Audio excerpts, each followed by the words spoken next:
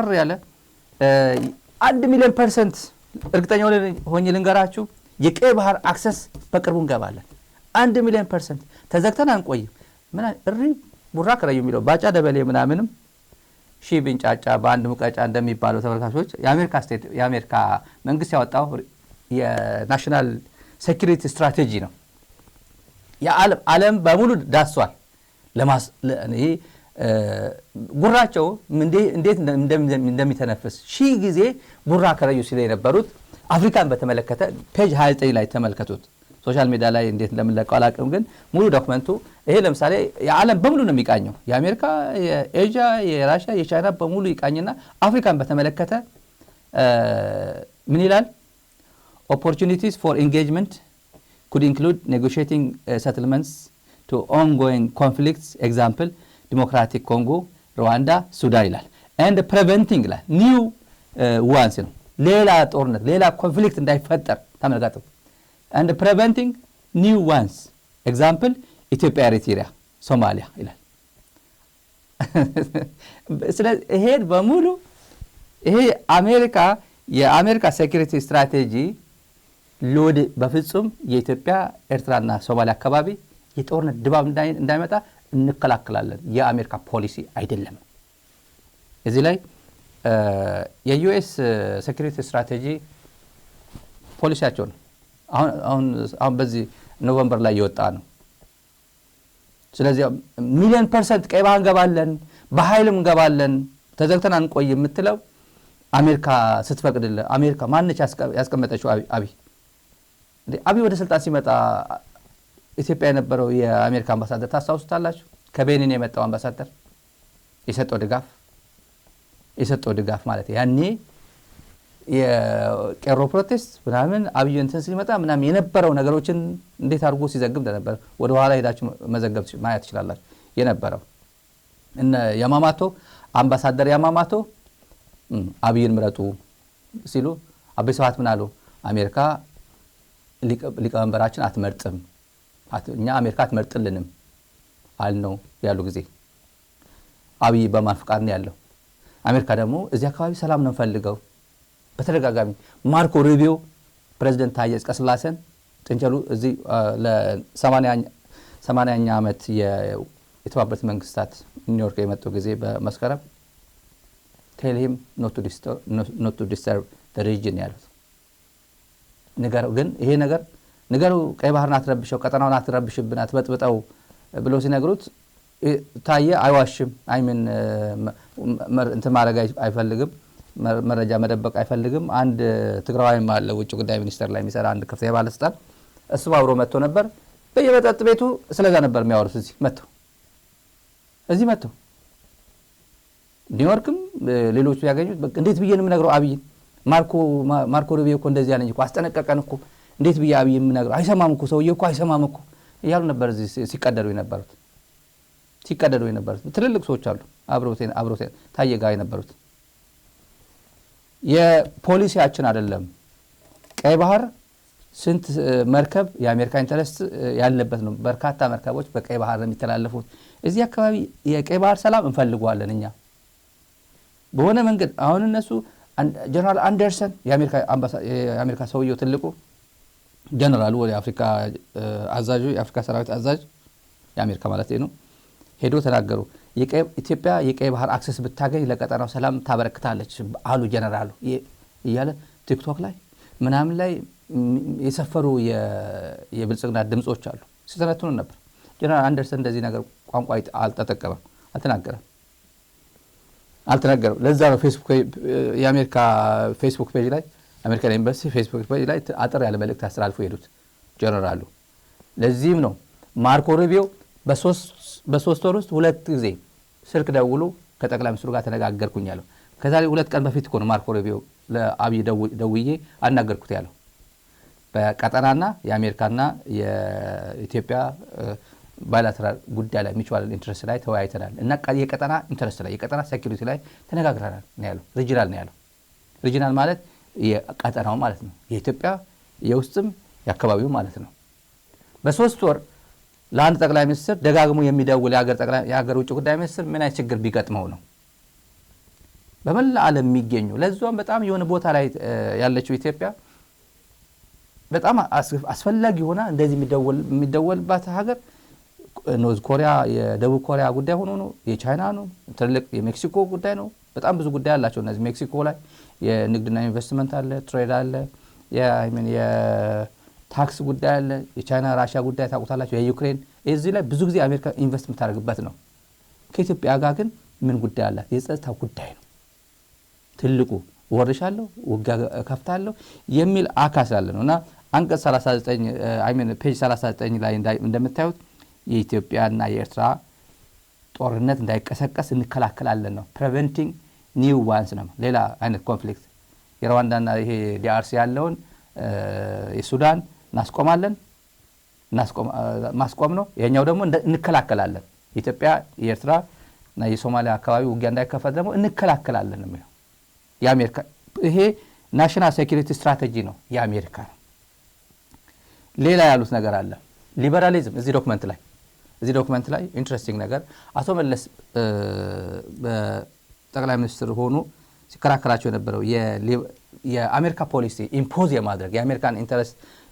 ነገሮችን ከፈት አድርጉልን ሊበራላይዝ የማድረግ ማለት ነው እና ሊበራሊዝም ነበርኛ ሊበራሊዝም ጋር ትልቅ እንከተል ነበር በተለይ ዲሞክራቶችን የሚወቅሰው ታውቁታል እንደ አሜሪካ ጭምር ሊበራሊዝም ጋር ነበር ትኩረታችን ያደረግነው ሊበራሊዝም ከሚከተሉ ሀገሮች ጋር ግንኙነታችን ማጠናከር ነበር ትኩረት ያደረግነው ከዚህ በፊት አሁን ግን ቀይረናል ይላል አሁን ተቀይሯል በንግድና ኢንቨስትመንት ላይ ብቻ እናተኩራለን ነው የሚለው ግንኙነታችን ሊበራል ሲስተም ነው የሚከተሉት ሌላ ሲስተም ነው የሚከተሉት እሱ አይገባንም ሀገራቱ ከኢትዮጵያ ከአሜሪካ ጋር ያላቸው የንግድና ኢንቨስትመንት ግንኙነት ላይ ትኩረት እናደርጋለን የሚለው ማርኮ ሩቢዮ ትላንት ነው ይመስላል ትላንት ወዲያ ስለ ኤንጂኦዎች የተናገሩት ውጭ ጉዳይ ሚኒስትሩ ሰምታችሁ ከሆነ ለምሳሌ ኬንያ አሉ የኤንጂኦ ቢዝነስ የሚባል አለ አሜሪካ በርካታ ቢሊዮኖችን ወደ አፍሪካ ለእርዳታ ምናምን ትልካለች ለሄልዝ ሴክተሩ ለምሳሌ ኬንያ የኛ ቤስት ፓርትነራችን የአሜሪካ ብሎ የገለጻት ቢሊዮኖች ገንዘብ ወደ ኬንያ ይፈሳል ለሄልዝ ሲስተም ማጠናከሪያ ተብሎ እነዚህ ኤንጂኦዎች ናቸው የሚያስተዳድሩት ሀገሪቱ ራሱ ኬንያ መንግስት ስለነዚህ በአገሩ ስም በኬንያ ህዝብ ስም የሚፈሰው ገንዘብ ወደ ሀገሩ የሚገባው ገንዘብ ኮንትሮል አያደርግም ፕራዮሪቲ ኤሪያ እዚህ ጋር አድርጉልኝ ብሎ የማኔጅመንት ሲስተም ውስጥ አይገባም ኤንጂኦዎች ራሳቸው ነው ራን የሚያደርጉትና ይበሉታል ገንዘቡ ነው ይጠፋል ይሄን አንቀጥልም ማርኮ ሩቢዮ መንግስታት ወይም ሀገራት ማኔጅ የማያደርጉት እርዳታ እኛ አንበትንም ከዚህ በኋላ ለኤንጂኦ የምንሰጠው ገንዘብ አይኖርም ብሏል ይሄ አሁን ያለው አዲስ ፖሊሲ ነው ከናሽናል ሴኩሪቲ ስትራቴጂ ጋር አብሮ የቀረበ ነው ተመልካቾች ወደ ሌላ ጉዳይ እናልፋለን የጽምዶ ጉዳይ የአሜሪካ ናሽናል ሴኩሪቲ ስትራቴጂ ካልን በኋላ የጽምዶ ጉዳይ እናንሳ ጽምዶ ሰሞኑ መቃለ ከነበረው የቲዲኤፍ ሰልፍ ወጡ ምናምን የሚለው ተደጋጋሚ ነገር አዲስ ነገር አይደለም ይሄ አንድን ማስቀና አዲስ አበባ ሆኖ መቅናት አለባቸው ትግራይ የውስጥ ጉዳይ እንዴት አድርገን እናሻሽለው ይሄ የዲሞክራቲክ ቫልዩ ነው አንደኛው ዲሞክራቲክ ቫልዩ ነው ለወደፊቱ እንደ እርሾ እንጠቀምበታለን አሁን ክራይሲሱ አንዱ መለያ ነው ክልሉ ክራይሲስ ውስጥ እንዳለ ችግር እንዳለው ይሄን ግን በነጻነት ሐሳብ የመግለጽ ኢቭን የታጠቀ ሰው ራሱ ክላሽን ይዞ ድሽቃን ይዞ ሄዶ ሰላማዊ ጥያቄ ጠይቆ መምጣት ራሱ ለወደፊቱ የምንጠቀምበት እንደ ህዝብ እንደ ክልል የሚጠቀምበት ትልቁ እርሾ ነው አሁን የመነጋገሪያ ሊሆን ይችላል አዲስ አበባ የማይቻለው ነገር ትግራይ ይቻላል ይሄ አንድ ነጥብ ነው ሌላ ግን የትግራይና የኤርትራ እድል አንድ ነው አንድ አይተውታል እነሱ ኤርትራ በኩልም አይተውታል በእርግጠኝነት ነው የምናገረው ይሄ ለፕሮፓጋንዳ ለምናምን ሳይሆን አይተውታል የተዳከመ ትግራይ ኤርትራ እንደሚያዳክም የተዳከመ የትግራይ ፖለቲካ ኤርትራ እንደሚበላ ማን የሚባል አዲስ አበባ ማንንም መንግስት ይምጣ አዲስ አበባ ኤርትራን ሄዶ ያው መብላት መሰልቀጥ የሚችል ፍላጎት እንዳለ ወይም እሱን የሚያልም ፍላጎት እንዳለ አይተውታል የሰኞና የማክሰኞ እድሜ ነው ያላችሁ ትግራይና ኤርትራ የሰኞና ማክሰኞ ጉዳይ ነው ብዙ ጊዜ የምንናገረው ነው አሁን የጽምዶ ተንታኞች አሉ ራሳ ጽምዶ ዝም ብሎ ይተነተናል እንዴ ጽምዶ እኮ ዝም ብሎ ሚዲያ ላይ እኮ አይደለም የሚተነተነው ጽምዶ በተግባር አይኑ በጽምዶ ብዙ ቢዝነስ ተሰርቶባታል ዩቲዩብ ላይ ተሸክሎባታል ጽምዶ እንደዚህ ጽምዶ ጥሩ ነው አይደለም ጽምዶ የጠላት ነው ጽምዶ የትግራይ ጠላት ነው አይ አጥፊ ነው እንደዚህ ሻዕቢያ እኮ ትግራይን የገደለ ትግራይ ላይ ጄኖሳይድ የፈጸመ እንዴት ጽምዶ ተፈጽማለህ ምናምን ይላል አሁን ሻዕቢያ ነው እንዴ ትምት በጀት የዘጋው ሻዕቢያ ነው እንዴ ትግራይ ህጋዊ የፌደራል በጀት የፌደራል ድጎማ በጀት የዘጋው አዲስ አበባ ተቀምጦ ሻዕቢያ ነው እንዴ የዘጋው አይደለም አቅም ስላጣ ነው እንጂ የፌደራል መንግስት ኦዴል ብጽግና ትግራይን የመሰልቀት ትግራይን ሙሉ በሙሉ ዝም ብሎ ዲስሚኔት ያማረግ ይሄ ጌታቸው ራሱ ሲነግረን ነበርኩ ጤነኛ ይያለ በህይወት ይያለ ጌታቸው ረዳ ሲነግረን ነበርኩ ነው ዋና ጠላት አርጎ ህዋት አይደለም እንደ ጠላት አርጎ የሚቆጥረው ዋና ጠላቴ የትግራይ ህዝብ ነው ትግራይ ህዝብን ካላንበረከኩ እኔ እንቅልፍ የለኝም ይለን ነበርኩ ብሏል ጌታቸው ቆላተን ቤን ሁሉ የተናገረው ጤናማ በሆነበት የትግል ስሜት ውስጥ በነበረበትና ከልቡ ሲታገል በነበረበት ጊዜ እንደዚህ ብሎናል አዲስ አበባ ከሄደ በኋላ በቃ ብልጽግና ሞች አድራለሁ ብልጽግና እሳቸው ይያለ ነው የሚያወራ አይቀየርም ዋናው ጽምዶ ለገሌ ይጠቅማል ጽምዶ ትግራይ ሻዕቢያ እንዳይመታ ፈርቶ ትግራይ መጠቀም ፈልጎ ነው መጀመሪያው ለምን ብሎ ነው የሚመታው እዚህ ላይ እኮ የአሜሪካ የውጭ ጉዳይ ሴኩሪቲ ስትራቴጂ ላይ ተመልካቾች ትግራይ የሚል የለም ኤርትራ አለ እዚህ ጋር ኤርትራ ሀገር ነው ይሄው በአሜሪካ ሴኩሪቲ ስትራቴጂ ላይ ገብታለች እዚህ ላይ ኤርትራ አትነካትም ተብሏል ኤርትራ ላይ ኢትዮጵያ ኤርትራ እና ሶማሊያ አካባቢ ጦርነት ምናምን ብሎ ነገር የለም እዚህ ላይ መቀለ ወይ አድዋ ወይ አማራ ክልል የሚባል የለም እኮ ኢትዮጵያ በሚለው ብቻ ነው የተካተተው ስለዚህ ትልቅ ነገር ነው ማለት ነው ትልቅ ነው ብዙ ከለላ አለው ብዙ ፕሮቴክሽን ያለው ሀገር ነው ኒውስ ይሆናል የሆነ ኤርትራና ኢትዮጵያ የሆነ ነገር ተካክሎ አንድ ጥይት ቢተኳኮስ ኒውስ ይሆናል እንደ ትልቅ ኢሹ ስለሆነ ነው ይሄን ነገር ትግራይ የሚመለከት ነው በዚህ አጋጣሚ ኤርትራ አትነካም ምናምን ሲባል ኤርትራ ደግሞ ቦለስ ራሻ የአሜሪካ ስፔሻል አድቫይዘር ስፔሻል ሉክ የዶናልድ ትራምፕ የአፍሪካ ማለት ነው ሞሳድ ቦለስ ፕሬዝዳንት ኢሳያስን ካይሮ አግኝቷቸዋል ተገናኝቶ ነበር ካይሮ ካልሰማችሁ ብዬ ነው ነግሮታል በግልጽ ነግሮታል እኛ የጦርነት ፍላጎት የለንም የጦርነት ፍላጎት በየጊዜው እንወራለን አገር ቀይ ባህር እንተናረጋለን 1 ሚሊዮን % ይያለ ራሱ ያው ጌታቸው የተፈተነበት አልጀዚራ ሷል 1 ሚሊዮን % ቀይ ባህር አክሰስ እናረጋለን ብሎሃል ይሄ አንተ አይቻልም የምትለው ብሎ ኮት ሲሳረገው ነበር በሙሉ ይሄን ያውቃሉ አሜሪካ ስቴት ዲፓርትመንት ወዶ አይደለም እንደዚህ በአሜሪካ አጠቃላይ የናሽናል ሴኩሪቲ ስትራቴጂ ላይ ቁጭ ያደረጉበት ምክንያት ኢትዮጵያ መንግስት ኢንተንት ስለሚታወቅ ነው በጦርነት አክሰስ ማድረግ ይችላል የሚለው እሳቤ ስላለው ነው እና ፕሬዝዳንቱ በግልጽ ነገሮታል ቦለስን በተረጋጋሚ ኑረዲን ሐጂ የኬንያው ኢንተለጀንስ ኃላፊ የኬንያው ሬድዋን ማለት እንደ ሬድዋን አይነት ወደ አስመራ ሄዶ ተልኮ ሲሄድ ትግራይን የነካ ጊዜ እኛ ከናንተ ጋር ችግር የለብንም ብለው ፈርቶ ነው ሄደው ወደዛ የላከው ኬንያታ አይሚን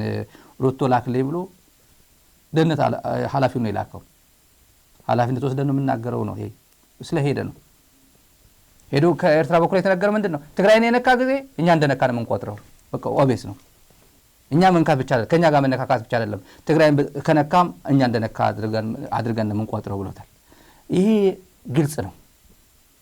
የሰኞና የማክሰኞ ጉዳይ ነው አብይ አህመድ እንደሆነ ሰኞችን አጥናቆ በማክሰኞ የሆነ የፖሊሲ ለውጥ አላገኘ ሄዶ ዘው ብሎ እንደሚገባበት ይታወቃል ያቃሉ እነሱ አሁን የወደረደ ጉዳይ ወደረደ ጸረ ጽምዶ ነው የሚሉ ተንታኞች ያያየን በግልጽ ነው እየመጡ ያሉት እንንገራቸው እኔ ደጋግሜ ነው የምናገረው እኔ የጽምዶ ደጋፊ ሆንኩት ወደረደ ተከትዬ ነው በግልጽ ነው የምናገረው ምንም ደብቀው ነገር የለም ወደረደ የጽምዶ የመጀመሪያው ጀማሪ ነው የትግራይ ህዝብና የኤርትራ ህዝብ መገናኘት አለበት ህዝብ ለህዝብ ግንኙነት መጠናከር አለበት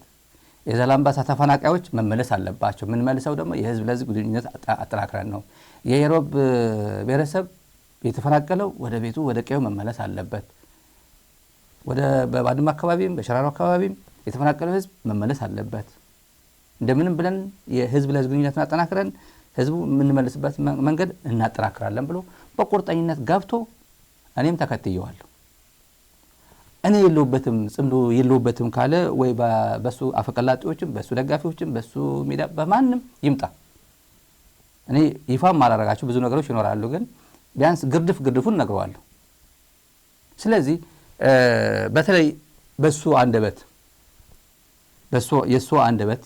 እንደ አዝምሉ አትፌስ ቫልዩ ወስደው ዝም ብሎ ዲፈንድ ለማድረግ ነው የሆነ ከትዲፍ እንትን ለማድረግ ነው ለአብይ ብትር ለማቀበል ነው በአብይ ለመሞገስ ነው እኔ ሪዝኑ ምንም ይሁን ምን ወድ ወረደ ጽምዶ አይደግፍም የሚባል ቋንቋ አለ ሚስተጋባ ያየሁት ነው ጥንቅቅ ያለ ጽምዶ ደጋፊ ነው በኋላ ክዷል ወይ አላቅም እኔ የጽምዶ ደጋፊ ሆንኩት ግን ወድ ወረደ ተከትዬ ነው ዝርዝሩ ይቀርብንና ወድ ወረደ ሰላም ፈላጊ ነው እውነት ነው ሰላም ማይፈልግ ለምን ፕሬዝዳንት ይሆናል ሰላም ፈላጊ ነው ሌሎቹ ጽምዶ የሚደግፉት የጦርነት ፈላጊዎች ናቸው ህወሓት ጦርነት ፈላጊ ነው ትዲፍ እገሌ የሚባጀራ ጦርነት ደጋፊ ነው ለዛ ነው ጽምዶ የሚደግፈው የሚለው ብልጽግና ተቀምጠ እንደዚህ ብሎ ከመናገር ውጭ ሌላ አማራጭ የለውም ብልጽግና ጄኖሳይደር ነው ብሎ ብቸኛ የተናገረ በኢትዮጵያ በመንግስት ስልጣን ተቀምጦ ጌታቸው ረዳ ብቻ ነው እሱ በድሜሰው አሁን በአብይ ምን እንደሚያደርገው አናውቅም ይሄ ቀላል ቂም አይደለም ያዘበት ምክንያቱም በአለም ሚዲያ በትልቁ ሚዲያ he led the genocidal campaign on Tigray ሲል በgenocidal campaign he was a leader he himself ብሎ ሲናገር ከዚህ በላይ ውርደት የለም እንደ ሀገር ጄኖሳይዱ ሰውየው በአንደበቱ ጄኖሳይደር ነው ብሎ እንደዛ ባይደፍርም በቀጣዩም በተዘዋዋሪ ትግራይ ህዝብ ጄኖሳይድ ተፈጽሞበታል ይሄን ጄኖሳይድ የመራው ደግሞ ጄኖሳይድ ጦርነት የመራው ደግሞ አብይ አህመድ himself ነው ራሱ ነው ካለ አለቀ ጉዳዩ አለቀና ሰውየው ነው አይደለም ግግም ካልክ ዋጋ የለውም ፖለቲካ ግግምና አይሰራም ነግረውናል በቃ ሰውየው ከዛ ውጭ ግን አዲስ አበባ ሆነ ብልጽግና እንደዚህ ነው የሚለው መናገር አትችልም አዲስ አበባ ይሄን የምትናገር ነፃ በሆነ ሀገር ነፃ በሆነ ጭንቅላት ነው የምትናገር ወይም ታየደንዳ አይነት ሰው መሆን አለበት በግልጽ ሪስክ ወስጄ እኔ ቃሊት ገባለሁ ቅሊንጦ ሄጄ እዛ ቤቴ ያረጋዋለሁ ብለ እንቅጩን ገብተ እዛው ተፈርዶብን መግባት ነው ሌላ አማራጭ ግን የለም ከሁሉም በላይ ግን እኔ አሁንም ደግሜ ለትግራይ ህዝብም ውጭ ያለው ጽምዶ ተቃዋሚ ነው ካሉ አጠገቡ ያሉ ሰዎች ናቸው የሚያውቁት ህወሓት አጠገቡ አለ ትግራይ ሰራዊት አጠገቡ አለ እነዚህ አሁን ወድ ወረደ የመካታ ወይም የስትራግሉ የሬዚስታንስ እንትኑ አካል ነው ታግሎ የመጣ ነው ጽምዶ ነበርኩኝ ግን ትችዋለሁ ካለ ጥሩ ነው ይሄድ ይወርዳል ብዙዎች ይወረዱ ከመስመር ይወጡ ሄዷል ጽምዶ እንትና አረጋለሁ ምናምን ግን ይሄን አልደግፍም ምናምን አዲስ አበባ ነው እንትኔ ቤቴ ካል አዲስ አበባ ነው የምትሄደው ወይ መቀለ ተቀምጠ ዘና ብለ መቀለ ተቀምጣለህ ያስክ ፖዚሽን ግን ያንተ ፖዚሽን አይደለም ነው የምትባለው ምክንያቱም ፖዚሽኑ አላቀውም ብሏል አብይ አህመድ ራሱ ኢንትሪም አድሚኒስትሬሽን አላቀም ይያለው ነው ደሞዝ አልክልህም ለማን ነው የሚልከው ለኢንትሪም አድሚኒስትሬሽን ነው የሚልከው በጀቱ የድጎማ በጀቱ የትምት በቃ ቆርጫዋለሁ የዚህ ቆርጫዋለሁ ካለ ምን ጉዳይ አለ ታዲያ ከፌደራል ጋር ፓርላማ ላይ የለም እሪ የምትልበት ድምጽ የምታሰብበት የለም ስራ አስፈጻሚ ላይ ካቢኔ ላይ የለም ፌዴሬሽን ምክር ቤት አገኘው ተሻገር ላይ የለም ምን ታረጋለህ ፕሬዝዳንት እየተባልከ እዚህ ጋር ምን ታረጋለህ ነው ይሄ ላሳጥረው ትዲፍ ሰውየው አይደለም የጽምዶ ተቃዋሚ ነው ካሉ ህወሓት የጽምዶ ተቃዋሚ ነው ካሉት